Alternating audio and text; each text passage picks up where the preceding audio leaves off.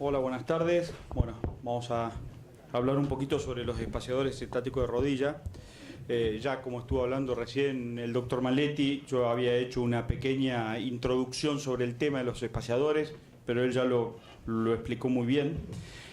Lo que sí debemos recordar es que cuando nosotros tenemos una rodilla infectada, primero se empezó a hacer un tratamiento en un solo tiempo que teníamos un 58% de buenos resultados de curación.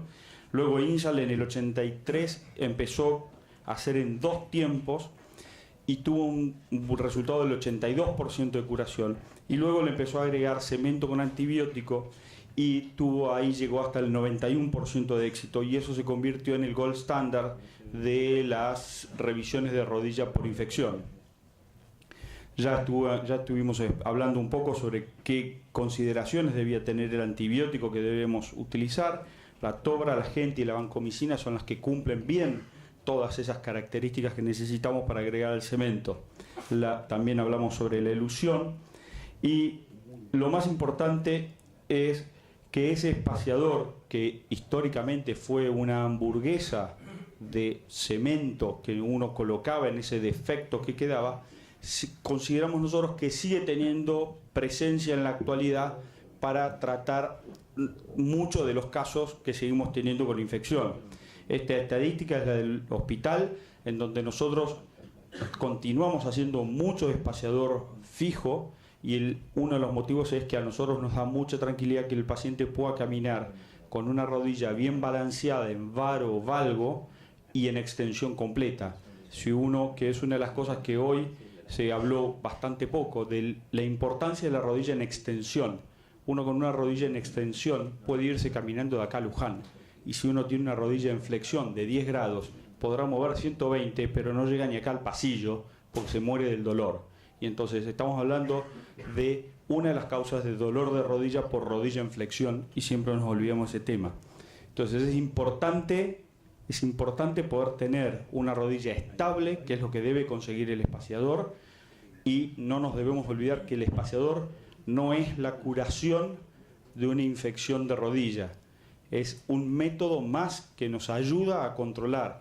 Nuestra cirugía de limpieza quirúrgica y debridamiento es lo más importante para el control de esa infección. Todas las revisiones que nosotros hicimos fueron en 2 tiempos con espaciadores estáticos. El promedio que nosotros tuvimos fue de 4 meses y hemos hecho un seguimiento a 40 meses. Fíjense cómo nosotros, una vez que tenemos ya bien limpia toda la superficie ósea y los tejidos blandos, colocamos una valva maleable, que esa es robada a los cirujanos generales, que usaban valvas bien maleables para poder trabajar en abdomen. Colocamos una para que no tener adherencias del cemento hacia la cápsula posterior y en el momento de la revisión tener alguna lesión de los elementos nobles posteriores.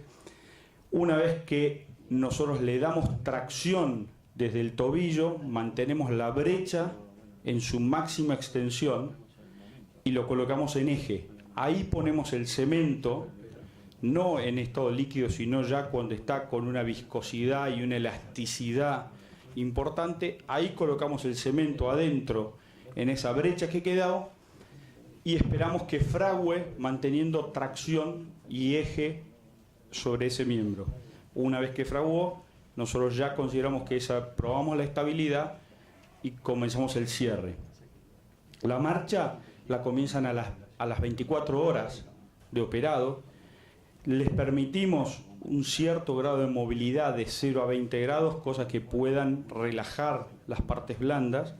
Y vuelvo a decir, el tiempo de evolución fue de 4 meses promedio.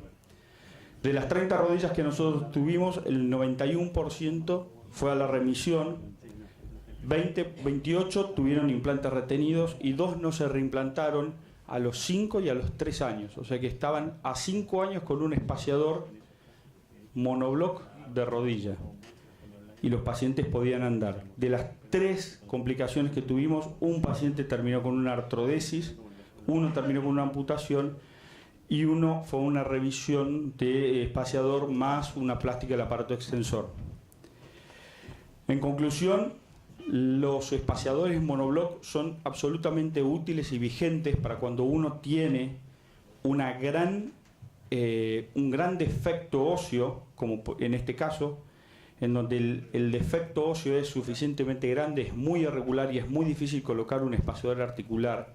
Para nosotros, una rodilla en extensión o una revisión de rodilla que nos quede en 0 grados de extensión y que mueva 60 grados, podrá ser la frustración del paciente, pero ese paciente va a poder caminar. Un paciente que tenga una movilidad de rodilla, vuelvo a decir, de 10 grados a 90, ese paciente no puede caminar y tenemos mejor rango de movilidad. La otra ventaja que tiene es que esto también nos sirve como método económico, porque son apenas 2 o 3 dosis de cemento con un antibiótico que agregamos nosotros a disposición de cada lugar. Son mucho más baratos que los espaciadores preformados, nos sirve para los defectos óseos independientemente del tamaño que tengamos y obtenemos un resultado de curación absolutamente normal, como dicen todas las estadísticas, del 91%. Muchas gracias.